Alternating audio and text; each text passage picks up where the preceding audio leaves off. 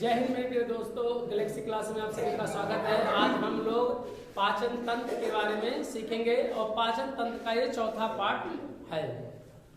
हम लोगों ने पढ़ा मुखवास के बाद हम लोगों ने पढ़ा ग्रासिका नली और ग्रासिका नली के माध्यम से बात भोजन कहाँ जाता है? आमाशय में जाता है। आमाशय के कितने भाग होते हैं? 3 भाग होते हैं और इसके बाद तीनों भाग कार्डियक, फांडिक और पाइलोरिक। इसके बाद भोजन क्या बन जाएगा? कायम हो जाएगा। जैसे ही भोजन पेट में जाता है उसका नाम बदल जाता है, क्या हो जाता है? कायम हो जाता है। कायम के बाद 2 ग्रंथियां आपस में जुड़ जाते हैं। वह कौन सी ग्रंथियां हैं? लीवर का है और क्या है? अग्नाशय। अग्नाशय बताए थे एक मिश्रित ग्रंथ है। यह पूर्ण पाचक एंजाइम छोड़ता है और कितने एंजाइम? 3 एंजाइम। कितने एंजाइम? 3 एंजाइम। तीनों एंजाइमों का नाम हम लोग लेट से याद रख सकते हैं। किससे? कौन शब्द किताब में नहीं लिखा है लेट। लेट वैसे है शब्दों में याद रखे कई तरीका है। यल फर क्या होता है? लाइपेज। ए फर एमाइलेज। टी फर टिप्सिन पेप्टोन को पेप्टाइड में बदलता है। एमाइलेज क्या करता है? कार्बोहाइड्रेट के अनेक रूपों में अर्थात कार्बोहाइड्रेट का पाचन करता है और साथ में वह कार्बोहाइड्रेट के अनेक रूपों में क्या करता है? बदलने का भी क्या करता है? कार्य करता है। और तीसरा क्या था? लाइपेज। लाइपेज क्या करता है? वसा फैट, जिसे हम लोग क्या कहते हैं? चर्बी। इसका क्या करता है? पाचन करता है। क्या करता है? अब भोजन इसके बाद अग्नाशय, इस बार लीवर, और लीवर को हम लोग यकृत कहते हैं। यकृत में यानी लीवर में पित्ताशय जुड़ा रहता है। पित्त में क्या होता है? पित्त भरा रहता है। उसका रंग कैसा होता है? हरे रंग का होता है। यह एक दूसरे से जुड़ा रहता है। किससे? लीवर से। लीवर क्या करता है? पित्त का क्या करता है? निर्माण करता है। लेकिन हम लोगों ने इस पाचन तंत्र की प्रक्रिया में लीवर के बारे में कम पढ़ा। लीवर पित्त का निर्माण करता है, फिर पित्त जहाँ इकट्ठा होता है उसे पित्ताशय कहते हैं और पित्ताशय के बाद क्या होगा? पित्त के बारे में हम लोगों ने पढ़ा। पीएच का पीएच मान पढ़ा, कितना होता है? 8 होता है। इसका गुण कैसा होता है? क्षारीय होता है। और बताओ, यह हरे रंग का होता है। और बताओ, या पूर्ण पाचक एंजाइम ना हो या एंजाइम भी ना होकर क्या करता है? पाचन का क्या करता है? कार्य करता है। हम लोगों को वास्तव में तो पढ़ना चाहिए था, यकृत पढ़ना था, हेडिंग डाले थे। लेकिन यकृत देखो, यकृत एक ग्रंथ है तो हम लोग यकृत को ग्रंथ के चैप्टर में ग्रंथ की जब पढ़ेंगे तब वहां पे क्या करेंगे? विस्तार से क्या करेंगे? पढ़ेंगे। ये भी बताए थे इसके हिंदी में इसे यकृत भी कहा जाता है। तो इसका मुख्य कार्य जो लीवर का है, ये हम लोग अन्य चैप्टर अन्य पार्टों में हम लोग क्या करेंगे? पढ़ेंगे। और किस पार्ट में? जब ग्रंथ पढ़ाएंगे तब पढ़ाएंगे। ठीक है। अभी पित्त का ज्यादा उपयोग था इसलिए यहाँ पढ़ लिया गया। ठीक है। ग्रंथियों के पूर्ण जानकारी वहां पर। हेपेटाइटिक सेल का बना होता है लीवर आपको बताए रहे होंगे, कभी ब्लड पढ़ाए रहे होंगे। हेपरिन का भी क्या करता है? निर्माण करता है, जो ब्लड को क्या करता है? शरीर में जमने से क्या करता है? रोकता है। ये भी बताए थे कि 2 प्रोटीन का भी लीवर क्या करता है? लीवर यानी यकृत निर्माण करता है। कौन कौन? फाइब्रिनोजेन और प्रोथ्राम्बिन नामक 2 प्रोटीन ये भी क्या करता है? निर्माण करता है। और हार्मोन्स और एक बिलिरुबिन नामक यानी लैक्टिन का रंग पीला हो जाता है। इसको भी कौन निर्माण करता है? बताओ। लीवर ही है। समझे कि नहीं? तभी तो कहा गया लीवर ही पित्त का रंग हरा होता है। यह किसके कारण होता है? तो बिलीवर्डिन के कारण। किसके कारण?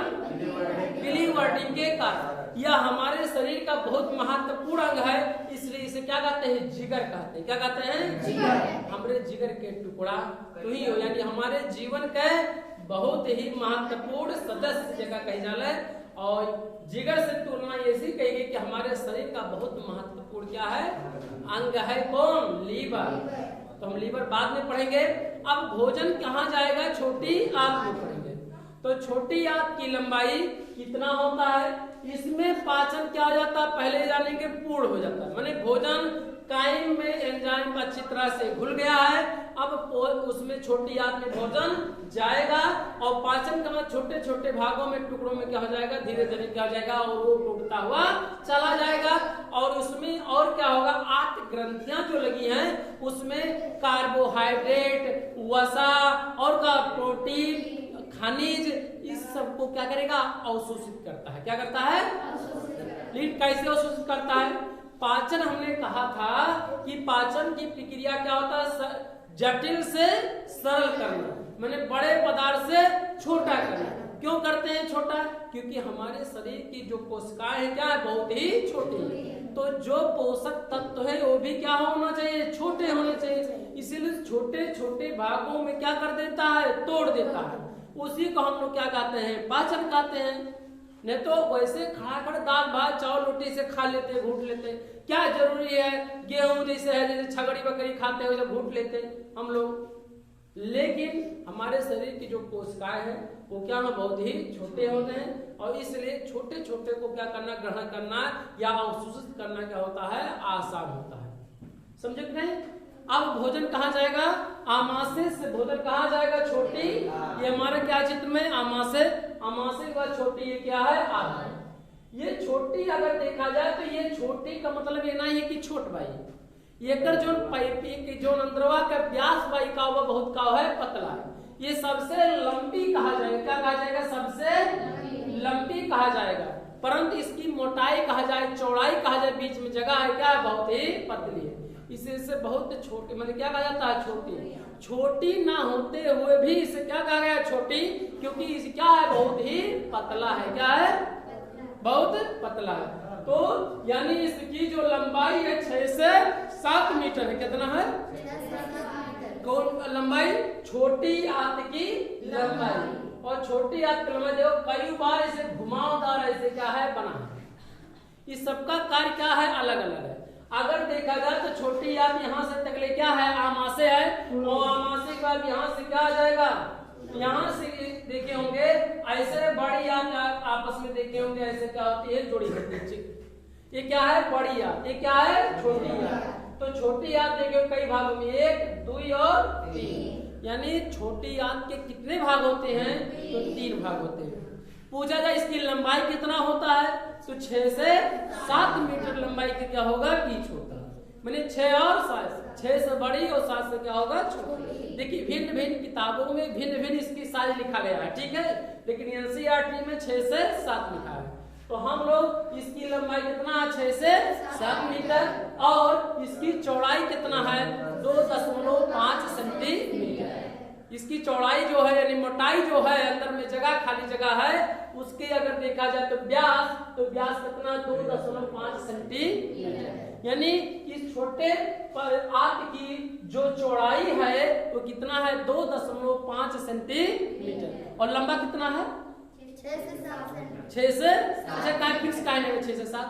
अब जैसे मान लो हम इतना बड़ा हो गई तो हमारे हाथ की लंबाई का हो जाए, थोड़ा बड़ा हुई, और वही जो छोटे के बच्चा है वो लंबाई उतना बड़ा हुई, तो इसलिए 6 से 7 के बीच में है। जैसे मान लो आप लोग है तो भाई थोड़ा सा का हो बड़ा, छोटा से हमसे का हो छोटे हुए, तो 6 से 7 का हो बीच में का हो से लगभग आपके 6 हो सके, 6 से कम भी हो सकता है। लेकिन अगर देखा जाए एग्जैक्ट तो 6 और 7 की क्या होता है, बीच में। अधिकतर व्यक्तियों का जो आंत होता है 6 और 7 के बीच में होता है, इसलिए इसकी लंबाई 6 से 7 और चौड़ाई कितना होता है, 2.5 होता है। और आगे चलिए, छोटी आंत के कितने, ये क्या करेगा, इसमें पाचन और क्या होता है, अवशोषण होता है। ये पाचन मतलब है कि वही छोटे छोटे भागों में क्या हो जाता है, टूट जाता है, और अवशोषण होगा। क्या होगा अवशोषण, देखिए हमने कहा था कि जल, विटामिन और कौन सा बताइए, जल, विटामिन और खनिज, हाँ क्या बताए थे, लवण, क्या बताए थे, लवण। इन सब चीजों का पाचन नहीं होता, जल का पाचन होगा, क्योंकि जल का कण इतना ही छोटा है, उसे पाचन की आवश्यकता ही नहीं, मतलब छोटे भागों में तोड़ने की जरूरत ही नहीं। इनका पाचन नहीं होता, सीधे क्या किए जाएंगे, सोख लिए जाते हैं। क्या किए जाएंगे, सोख लिए जाते हैं। तो यही कारण है कि इनका अब इसका प्रोटीन और का कार्बोहाइड्रेट, वसा क्या कहेंगे, वसा जिसे हम लोग क्या कहते हैं चर्बी, इसी का क्या होगा पाचन होगा। और पाचन के बाद क्या होगा उसका क्या होगा अवशोषण। अवशोषण का मतलब है कि वह क्या करेगा ऑब्जर्व करेगा, खींचने का क्या करेगा कर। जैसे शरीर पे कहीं चोट लग जाते हैं कहीं कुछ मान लीजिए तो उसी के ऊपर तेल लगा दीजिए तो 10, 15, 20 मिनट के बाद धीरे धीरे क्या होता है सोख लिया जाता है। कौन सोखता है भैया? इस चमड़े के अंदर जो ऊपरी परत में है ग्रंथियां पाई जाती हैं, वो ग्रंथियां क्या करेंगी अपने आप को जो ऊपर रहेगा उसको क्या करेगा सोख लेगा। क्या करेगा सोख लेता है। तो वैसे छोटी आंत में ग्रंथियां हैं जो क्या करेंगे सीधे क्या करेंगे उसका क्या हो जाएगा अवशोषण। अवशोषण का मतलब क्या हो जाएगी क्या करेंगे उससे पोषक पदार्थों को क्या करेंगे वो खींच लेंगे अपने अंदर। और जो अनपचा भोजन होगा जो अपशिष्ट पदार्थ होगा आगे उसको क्या करेगा भेज देगा। छोटी आंत से भोजन कहाँ जाएगा बड़ी आंत में जाता है। तो पहले छोटी आंत के लेकिन अगर देखा जाए तो कितने भाग होते हैं तो छोटी आंत के 3 भाग होते हैं। कितने भाग होते हैं? कौन कौन? पहला भाग है ग्रहणी, इसी को कहा जाता है पकवास और इसी को अंग्रेजी में क्या कहते हैं ड्यूडेनम कहते हैं। क्या कहते हैं ड्यूडेनम। ड्यूडेनम वाले पार्ट में क्या होगा यह एंजाइम नहीं निकलता, इसमें एंजाइम नहीं निकलता है, इसमें हार्मोन्स निकलता है जो कोलेसिस्टोकाइनिन और किसके द्वारा उत्तेजित होता है सिक्रेटिन हार्मोन द्वारा क्या होता है यानी सिक्रेटिन द्वारा क्या होता है उत्तेजित होता है। कोलेसिस्टोकाइनिन कहाँ पित्ताशय में विसर्जित होता है। कहाँ बनता है पित्ताशय में। कहाँ होता है पित्ताशय में। यह एक कोलेसिस्टोकाइनिन हार्मोन निकलता है छोटी यानी अगर देखा जाए तो इसमें एंजाइम नहीं निकलता है, मैंने छोटी आंत में एंजाइम नहीं निकलता है। कोने वाले पर देखा जाए छोटी आंत में एंजाइम नहीं निकलता, क्या निकलता है हार्मोन्स निकलता है। कौन सा हार्मोन्स निकलेगा कोलेसिस्टोकाइनिन। किसके द्वारा निकलता है वो उत्तेजित होता है सिक्रेटिन द्वारा। किसके द्वारा सिक्रेटिन द्वारा क्या होगा उत्तेजित होगा। तो अगर देखा जाए तो ग्रहणी वाले भाग में हार्मोन्स निकलता है और कौन सा हार्मोन्स है कोलेसिस्टोकाइनिन। आगे चलिए दूसरा पार्ट है ज्यूजेनम। क्या है ज्यूजेनम। ज्यूजेनम जेजूनम क्या कहेंगे दूसरा पार्ट। ये आप डी से ड्यूडेनम हो गया, यहाँ हार्मोन्स उत्सर्जित हुआ निकला और उस भोजन में क्या हो गया मिला और इसके बाद भोजन क्या होगा यहाँ से जब घुमावदार आप देखेंगे जब भोजन को ज्यूजेनम क्या करेगा फैला देगा। दाल भात रोटी सब्जी चावल को क्या करेगा अच्छी तरह से क्या करेगा फैलाएगा। अच्छा कहीं फैलाता है ज्यूजेनम? देखिए जैसे धान चावल गेहूं आप देखे होंगे अगर आपको बिचारना होता है तो क्या करते हैं सुपेला लेके क्या करते हैं हाथ में इसे फैला देते हैं और फैला के जो जो छोटा छोटा कर रही हैं वो वहां तो अपशिष्ट पदार्थ क्या करे निकाल के क्या कर दिया जाए फेंक दिया जाए।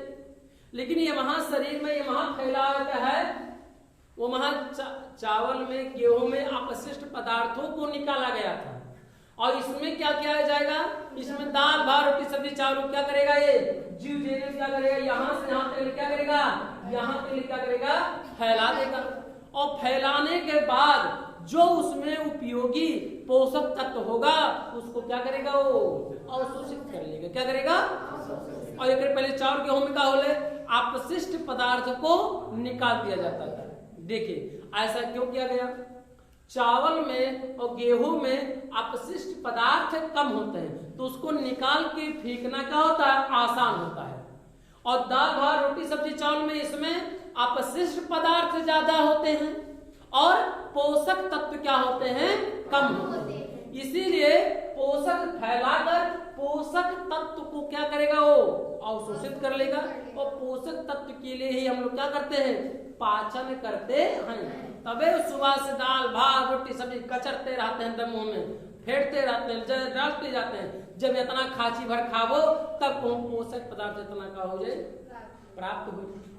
यही कारण कहा जाता है जैसे आप देखे होंगे कभी कभार कि पोषक पदार्थ खाना चाहिए मैंने पोषक तत्व वाला चीज खाना चाहिए। अब जैसे मान लो खांची भर दाल भात दाल में सब्जी खा लो भात खा लो रोटी खा लो पोषक तत्व कितना और 1 लीटर दूध पी लो आधा लीटर दूध पी लो काम उतना हो गया।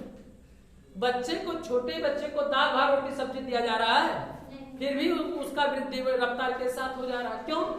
क्योंकि जो खांची बनाने सब खाते हैं ना तो वहां अपशिष्ट पदार्थ क्या होता है ज्यादा होता है और पोषक पदार्थ तत्व क्या होता है, कम होता है। और जो दूध पीते हैं उसमें पोषक तत्व क्या होता है, ज्यादा होता है, और अवशिष्ट पदार्थ क्या होता है, कम होता है।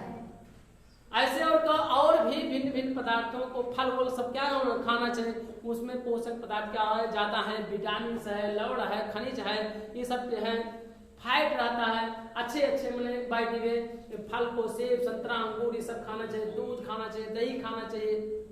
इसमें कम मात्रा में आप खाएंगे लेकिन उसमें पोषक पदार्थ होगा क्या होगा, ज्यादा होगा। और इसमें क्यों अवशोषण होता है हम लोग जानेंगे, क्योंकि अपशिष्ट पदार्थ ज्यादा होता है और पोषक तत्व क्या होता है, कम होता है। तो पोषक तत्व जब निकाल लिया जाएगा तो अपशिष्ट पदार्थ बचेगा, क्या हो जाएगा, वो बाहर यानी अपने आप रास्ता क्या हो जाएगा, निकल जाएगा।